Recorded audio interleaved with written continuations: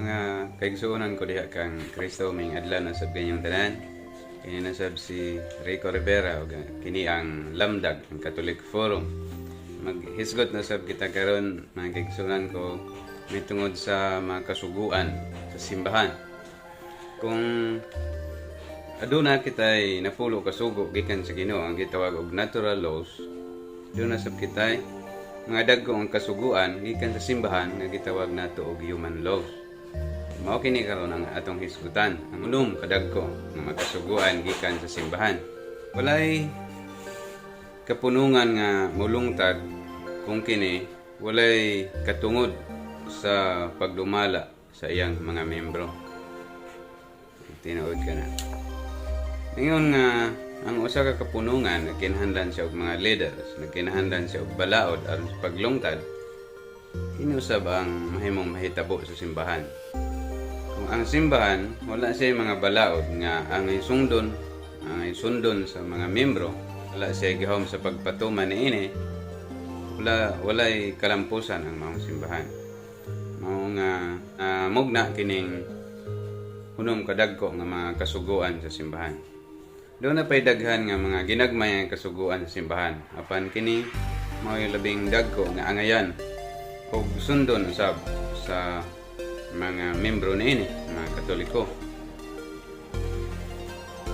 Ang atong Ginoong Hesukristo naghatag sa simbahan og gahom sa pagtudlo, pagsantos ug pagdumala sa mga membro para sa kaluwasan sa kalag sa tao. Aron sa paghimo niining maong tahas, ang simbahan aduna usay gahom sa paghimo og balaod o gahom sa pagpatuman niini ngadto siyang mga membro. Mao nga sa laktod nga pagkasulti, ang pagsupak sa simbahan mao'y laktod nga pagsupak usab sa Ginoo. Maingon nga si Kristo naghatag og full power ngadto sa simbahan. Ang simbahan usab maghatag usab kini og mag-impose o magpatuman niini ngadto sa iyang mga membro. Mao kini ang kasuguan sa simbahan. Ang nauna, ang pagsimba sa tanang Domingo o mga adlaw nga iglilihi. Sa imong kabubuton wala ka mosimba, usa kini ka mortal sin. Unsa ba ang mga adlaw nga iglilihi? Mga adlaw nga iglilihi mao kana ang gi-appoint sa simbahan nga pagabalaanon, pagasimbahon. Ang exemption niini diha sa dili pagsimba sa adlawng Domingo mao lamang gadtong masakiton o nagbantay sa nasakit o layo kayo ang panimalay dili makaadto sa simbahan o mandatory nga gipatrabaho sa iyang amo. Kanang mga exemption sa pagsimba. Ug ang mga adlaw nga iglilihi sa Pilipinas ingon nga human law ang mga balaod sa simbahan, dunay nagkalahi-lahi nga mga adlaw nga iglilihi ang tibuok kalibutan. Sa Pilipinas, doon na kita'y adlaw nga iglilihi, December 8, usa ka na sa mga adlaw nga iglilihi, ang pagpanamkon sa Mahal nga Berhen. Daghan ang naglibog usab niini kay abi nila kung ang Mahal nga Berhen mao'y nanamkon, si Hesukristo ang gipanamkon, dili. Ang nanamkon mao si Sintan, inahan sa Mahal nga Berhen. Mao kana ang nanamkon sa Mahal nga Berhen. Mao kanang isa sa mga adlaw nga iglilihi. Ang December 25 ang pagkatao ni Hesukristo sa kana sa mga adlaw iglilihi. O ang ikatulo mao ang January 1. Mao kana ang pagtuli sa atong Ginoong Hesukristo. January 1 ang bagong tuig. 8 days gikan sa pagkatao ni Christ. Mao kana ang una nga pag-aga sa dugo ni Kristo para sa kalibutan. Mao kana ang sa mga adlaw nga iglilihi. O kung dili ka makasimba sa Domingo, nahulog ka na nga mortal sin. Gawas sa akong giinganlan nga may exemption. Ang ikaduha mao ang puasa o pagpugong, fast and abstinence. Unsa ba ang pagpuasa? Ang pagpuasa mao ang pagkaon lamang sa usa ka full meal. Magpili ka o sa paniudto or panihapon sa full meal kung unsang imong karapit gusto niya na. Ug ang duha nimo ka pagkaon kung tapukon kini dili makalabaw ni adtong full meal nimo mao kanang pagpuasa. Wala gid dili ang karne dia sa puasa. Either pwede mo sagulon ang isda, utan, or karne. At least nga, ang term lamang sa puasa, diya doon na lamay full meal. Ug duha ka gagmay nga kung imong tapukon, dili kini makalabaw nga do sa imong full meal. Wala usab idili ang pag-inom sa tubig, o milk, or tea, or kape. Pwede usab. Ug ang abstinence, mao ang pagpugong sa pagkaon og karne. Ang pagkaon sa karne, labi na gid ang adlaw nga Biyernes sa tibuok tuig, usa ka na ka abstinence nga adlaw. Ginadili ang pagkaon og karne. Maingon nga kini kasuguan sa simbahan kung imong pagasupakon usab, nagasupa ka usab sa Ginoo. So ang tibuok tuig gyud, tibuok Biyernes sa tibuok tuig, mao kaning adlaw sa abstinence. Ug ang edad sa mag-abstain 7 years pataas or diya sa age of reason hangtod sa pataas. Gawas sa mga masakiton ug sa mga nagpasuso nga mga inahan or perting pobriha gyud or bugat kay ang mga trabaho. Mao kana ang kuan sa abstinence, gi exemption. Sa pagpuasa usab, ang edad sa magpuasa 21 hangtod sa 59. Or exemption ini katong yung masakiton, mga luyahon, nagpasuso, mga bugat kay mga trabaho, ug katong mga pobre gid kayo, exemption dahil sa puasa. Walay gitawag nga fast and abstinence nga mga adlaw, puasa ug abstinensya.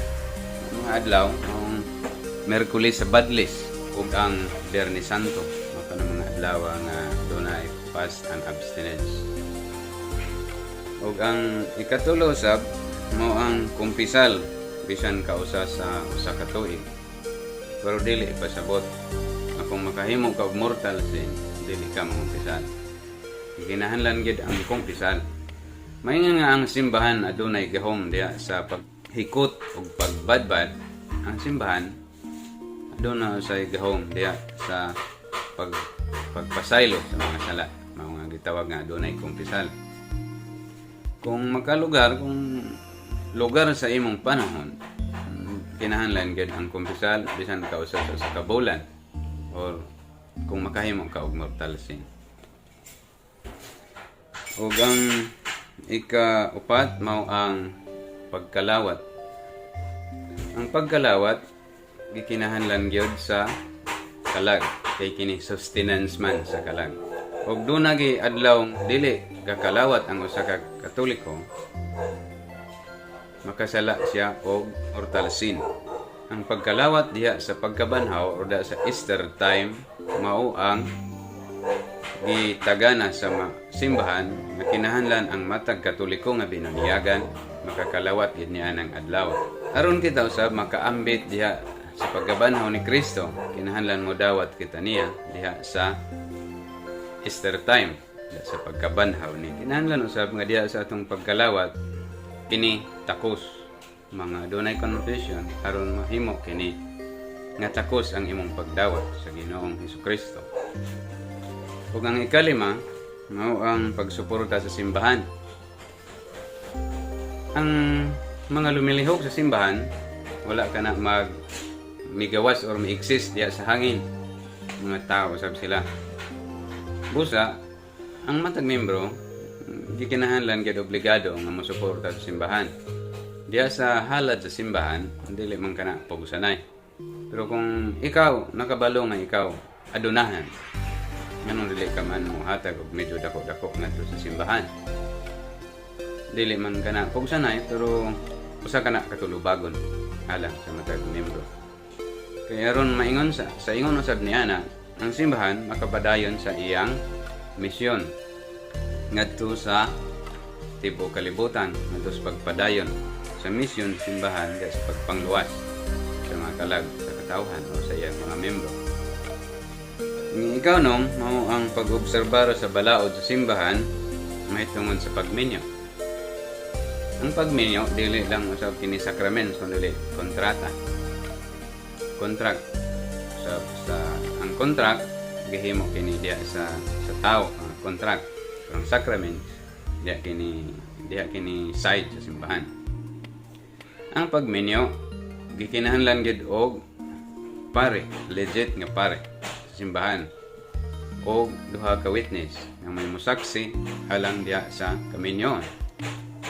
Ang pagminyo diha sa civil nga pamaagi dili matawag nga minyo. Dili walay sakramento, walay panalangin nga gikan sa simbahan. Ug usab ang pagminyo diha pinaagi sa dili katoliko nga pare or dili legitimate nga pare. Dili wala ka lang makahimo og sala apan pwede ka mahimong excommunicated sa imong paghimo sa ingon. So mao kadto ang mga dagko nga mga kasuguan sa simbahan. Ang una mao ang pagsimba sa mga Domingo nga tanan o sa mga adlaw nga iglilihi. Ikaduha, pagpuasa o pagpugong. Ikatulo, pagkumpisal bisan kausa sa katuig. Ang kaupat, ang pagkalawat dahil sa Easter time, sa pagkabanhaw. Ang ikalima, ang pagsuporta sa simbahan dahil sa mga pari, sa mga lumilihok niini. Ikaunom, diya sa pag-obserbar sa balaod sa simbahan, diya sa may kalambigitan sa pagminyo. Hangtod nga ang simbahan dunay gahom o katungod sa pag-implementar sa balaod ngadto siyang mga membro dili kini makahatod sa kalag siyang mga membro ngadto sa langit. Sa laing pagkasulti, ang simbahan lamang mao ang dunay katungod diha sa pagpangluwas sa kalag sa tao. Daghang salamat sa inyong pagtanaw. Kini na lang si Rico Rivera o kini ang Lamdag ng Catholic Forum. Kung wala ka pa ka-subscribe, kalihog na lang ko og tuplok sa subscribe button o sa bell aron ma-notify ka kung doon na kita yung mga bagong upload. Ave Maria.